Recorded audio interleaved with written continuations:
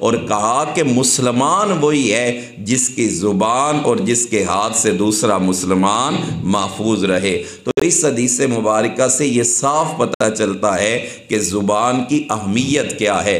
نبی کریم صلی اللہ علیہ وآلہ وسلم کی ایک اور حدیث مبارکہ، اللہ اکبر کبیرہ، یہ ذرا دل کے کانوں سے حدیث سنیے گا۔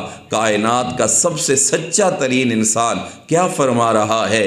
من یضمن لی ما بین لحیتہ وما بین رجلیہ اضمن لہ بالجنہ او کما قال۔ حضور علیہ السلام فرماتے ہیں جو انسان مجھے ضمانت دے جو اس کے دو جبڑوں کے درمیان ہے۔ کیا ہے دو جبڑوں کے درمیان؟ زبان، یعنی جو مجھے اپنی زبان کی ضمانت دے، وما بین رجلیہ، اور جو اس کی دو ٹانگوں کے درمیان ہے یعنی شرمگاہ، جو اپنی زبان اور شرمگاہ کی ضمانت دیتا ہے، حفاظت کی، تو اللہ کے محبوب صلی اللہ علیہ وآلہ وسلم فرماتے ہیں اضمن لہ بالجنہ، میں محمد مصطفیٰ اسے جنت کی ضمانت دیتا ہوں۔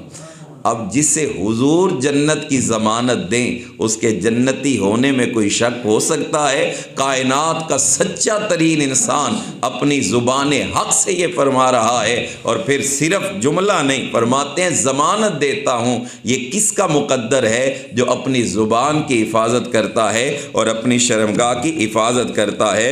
تو نبی کریم صلی اللہ علیہ وآلہ وسلم نے اس حدیث کے اندر بھی زبان کی اہمیت واضح کر دیا۔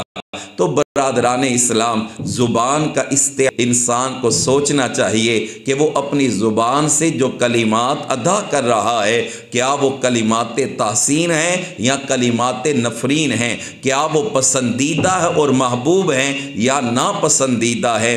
کیا اس کے کلمات اللہ کی رضا کا سبب بن رہے ہیں یا اللہ کی ناراضی کا سبب بن رہے ہیں؟ انسان جب مسلسل زبان کا استعمال کرتا ہے تو انسان یہ بھول جاتا ہے کہ میں کیا گفتگو کر رہا ہوں یا میری زبان سے کیا نکل رہا ہے۔ تو اس لیے اپنی زبان کے اوپر کنٹرول، یہ ابھی جو حدیث میں نے سنائی ہے، اس بات کی روشنی کے اندر ہم یہ کہہ سکتے ہیں کہ جسے اپنی زبان پر کنٹرول ہے، گویا کہ اللہ کے محبوب اسے جنت کی ضمانت دے رہے ہیں۔ کیا کر رہے ہیں اللہ کے محبوب؟ اس کو ضمانت۔ اور جس کی زبان اس کے کنٹرول میں نہیں، اب ذرا اس کی حدیث مبارکہ اور میں عرض کرتا ہوں تاکہ بات کھل جائے۔ نبی اکرم صلی اللہ علیہ وآلہ وسلم آپ ارشاد فرماتے ہیں ان العبد لا يتکلم بالکلمۃ من رضوان اللہ۔ حضور علیہ السلام ارشاد فرماتے ہیں کہ ایک بندہ اپنی زبان سے وہ کلمہ بولتا ہے جو اللہ کی رضا والا کلمہ ہے، جو اللہ کو راضی کرنے والا کلمہ ہے، جو اللہ کو خوش کر دینے والا کلمہ ہے، ما یلقی لہا بالن، لیکن جب وہ کلمہ ادا کر رہا تھا اس وقت اس کی توجہ نہیں تھی، یعنی اپنی زبان سے بات وہ کر رہا ہے جو اللہ کی رضا کا سبب ہے یا اللہ کو راضی کرنے والی بات کر رہا ہے، لیکن اس کی توجہ نہیں ہے، بے دہانی میں بات کر رہا ہے۔ اللہ کے محبوب فرماتے ہیں یرفعہ اللہ بہا درجات، اپنی زبان سے نکلے ہوئے اس ایک لفظ کی وجہ سے اللہ اس کے درجات کو بلند کر رہا ہے۔ اللہ کیا کر رہا ہے؟ اس کے درجات کو بلند کا یہ جملہ اللہ کے لیے ہے، توجہ نہیں تو کیا ہوا؟ اللہ اس کا درجہ بلند کر رہا ہے۔ اب اگلی حدیث مبارکہ جو اسی کے ساتھ متصل ہے اور اسی کا دوسرا جز ہے، اس کے اندر وہ لوگ جو اپنی زبان سے اول فول کہتے رہتے ہیں اور جو من میں آتا ہے بول ڈالتے ہیں، ان کے لیے لمحہ فکریہ ہے۔ حضور فرماتے ہیں ان العبد لا يتکلم بالکلمۃ من سخط اللہ تعالی۔ حضور علیہ السلام فرماتے ہیں پھر بے شک وہ بندہ جو اپنی زبان سے وہ کلمہ ادا کرتا ہے جو اللہ کی ناراضی کا سبب ہے، لا یلقی لہا بالن، لیکن وہ کلمہ بولتے ہوئے اس کی توجہ نہیں ہے، یہوی بہا فی جہنم اس کلمے کی وجہ سے وہ جہنم میں جائے گا۔ تو یہ زبان کی اہمیت کتنی زیادہ ہے کہ ایک جملہ انسان کو جنت کی طرف لے کر جا رہا ہے اور ایک ہی جملہ جہنم کی طرف لے کر جا رہا ہے۔ اس لیے ہمیں بولنے سے پہلے سوچنا ہے کہ میں اپنی زبان سے کیا کہہ رہا ہوں۔ دیکھو نا، ہم نے کلمہ پڑھا ہے، نبی کریم صلی اللہ علیہ وآلہ وسلم فرماتے ہیں من قال لا الہ الا اللہ دخل الجنہ، کہ جو بندہ یہ جملہ کہتا ہے، یہ کلمہ ادا کرتا ہے لا الہ الا اللہ، وہ جنت میں جائے گا۔ تو یہ جملہ کیسے ادا کیا ہے؟ زبان سے ادا کیا ہے۔ تو زبان کے کلمے کی وجہ سے بندہ جنت کی طرف جا رہا ہے، اور اگر زبان سے ایسا کلمہ نکالا جو اللہ کی ناراضی کا سبب ہے تو پھر اس کا ٹھکانہ کیا ہے؟ دوزخ ہے، جہنم ہے۔ اس لیے ہمیں اپنی زبان کو استعمال کرنے سے پہلے سوچنا چاہیے، اور یاد رکھیے گا جو بندہ اپنی زبان کی محافظت کرتا ہے اس کا اللہ کی بارگاہ میں بڑا مقام ہے۔ جب انسان مسلسل اللہ کا ذکر کرتا ہے انسان کی عادت بن جاتی ہے۔ کیا بن جاتی ہے؟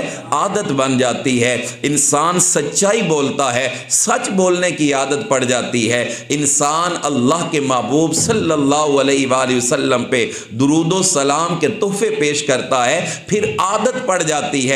پھر کیا ہوتا ہے؟ انسان توجہ نہ بھی ہو تو انسان کی زبان سے ہمیشہ اللہ کا ذکر نکلتا ہے، اللہ کے محبوب کا ذکر ادا ہوتا ہے، کیونکہ اس کی عادت جو بن گئی، اس کی روٹین جو بن گئی۔ اب یہ عادت اور روٹین جب بن جاتی ہے تو اس کا اجر بھی ذرا حضور علیہ الصلاۃ والسلام کی حدیث مبارکہ کے اندر سنیے۔ حضرت امام محمد فخر الدین رازی رحمۃ اللہ تعالی علیہ صاحب تفسیر کبیر اس روایت کو تفسیر کبیر میں نقل کرتے ہیں کہ قیامت کا دن ہوگا، یا فلانو ادخل الجنہ، اللہ کا یہ فرمان اپنے ایک بندے کے لیے ہوگا کہ اے میرے فلاں بندے جا تو جنت کے اندر چلا جا۔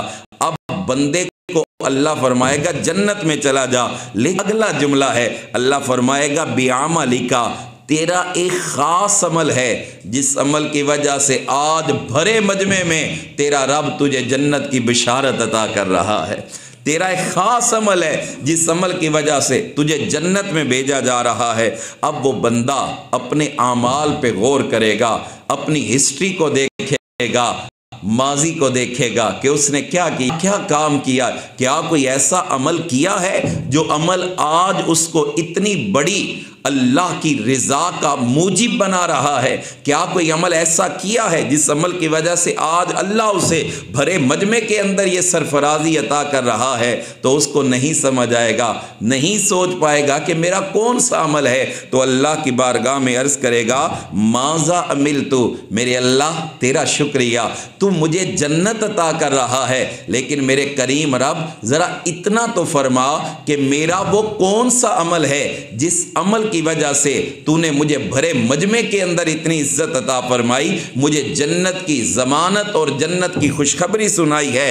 تو اللہ کریم کیا فرمائے گا؟ اب اس بندے کا عمل کیا ہے؟ اللہ فرمائے گا الستا کنت نائما فی لیلۃ کذا، میرے بندے تو بھول گیا ہے ایک رات تھی تو اپنے بستر پہ آرام کر رہا تھا، سکون کی نیند سو رہا تھا، پھر کیا ہوا؟ تقلبت جنبا الی جنب، تو نے اپنا پہلو بدلا، تو نے اپنی کروٹ بدلی۔ کیا کی؟ کروٹ۔ سوتے سوتے انسان ایسا کرتا ہے، تو اللہ فرماتے تو بھول گیا اس بات کو، سوتے ہوئے تو نے اپنی کروٹ کو بدلا تھا۔ قلت فی خلال ذالک، جب تو کروٹ لے رہا تھا، اپنی کمر اپنی سائڈ چینج کر رہا تھا، تو اس وقت تیری زبان سے میرا ذکر جاری ہو گیا تھا۔ کیا ہوا تھا؟ میرا ذکر، چونکہ عادت بنی ہوئی تھی نا، میں نے پہلے عرض کیا ہے کہ جب عادت بن جاتی ہے انسان کی توجہ نہ بھی ہو تو پھر زبان سے کون سا کلمہ نکلتا ہے؟ کلمہ خیر نکلتا ہے، اللہ کا ذکر یا اللہ کے محبوب کا ذکر نکلتا ہے۔ تو اللہ فرماتا ہے قلتا فی خلالک ذالک، اس کیفیت کے اندر تو نے اپنے رب کا ذکر کیا، ثم غلبک النوم ونسیت، پھر تیرے اوپر نیند نے غلبہ پا لیا، نیند طاری ہو گئی، ونسیت، اور تو بھول گیا کہ تو نے رات کو سوتے ہوئے کیا عمل کیا ہے۔ قربان جاؤں اگلے جملوں کے، یار ذرا ان جملوں کا لطف اور جملوں کی چاشنی محسوس کیجئے گا کہ بندے کا ایک ایک عمل چھوٹے سے چھوٹا ہی کیوں نہ ہو یا بے توجہ ہی کے اندر ہی کیوں نہ ہو، اللہ کے ہاں وہ عمل کتنا محبوب ہے۔ اللہ فرماتا ہے وَنَسِیتَ، تو نے یہ کام کیا، تو بھول گیا، وَمَا أَنْسَى، لیکن تیرا رب تو بھولنے والا نہیں ہے، تیرا رب تو بھولنے والا نہیں ہے، تو بھول گیا، تیرا رب تو نہیں بھولا۔ اما انا لا تأخذنی سنۃ ولا نوم، میرے بندے تجھے نیند آتی ہے، تیرے رب کو نیند نہیں آتی۔ میرے بندے اس وقت تو نے اس نیند کی حالت کے اندر یہ جملہ بولا تھا، یہ جملہ بولا تھا، نیند کی حالت کے اندر تھا، تو بھول گیا، تیرا رب نہیں بھولا، تیرے اس عمل کی وجہ سے، تیرے اس قول کی وجہ سے تجھے مبارک ہو، اللہ تجھے جنت عطا فرما رہا ہے۔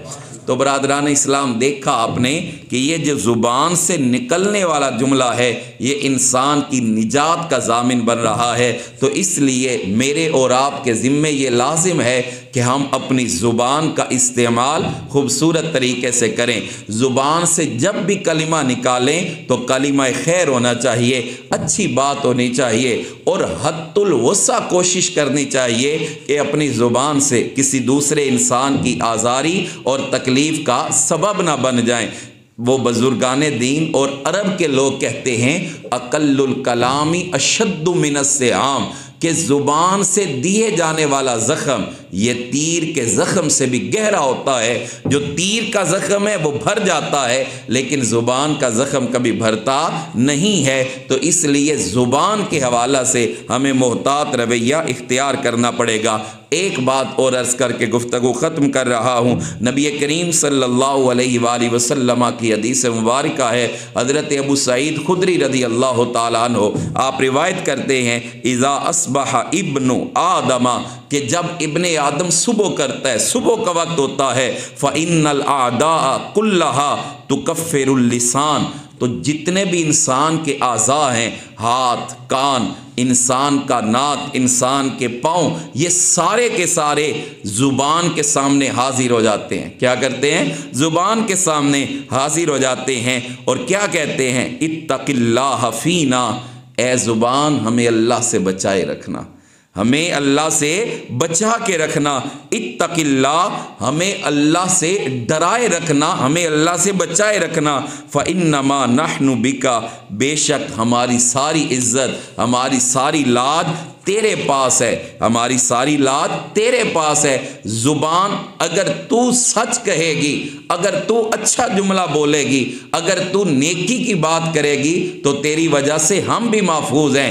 اگر تو غلط بات کرے گی تو تجھے تو عذاب میں جلنا پڑے گا، تیری وجہ سے ہمیں بھی عذاب اٹھانا پڑے گا۔ فَإِنْ اسْتَقَمْتَ اسْتَقَمْنَا، اگر تو مستقیم ہوگی تو ہم بھی مستقیم ہو جائیں گے۔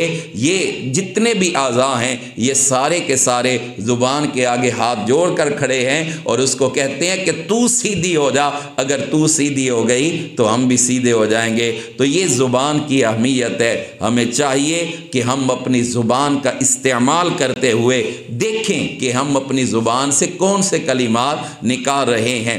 انسان بظاہر ایسا لگتا ہے کہ وہ بہت زیادہ بولنے والا ہے۔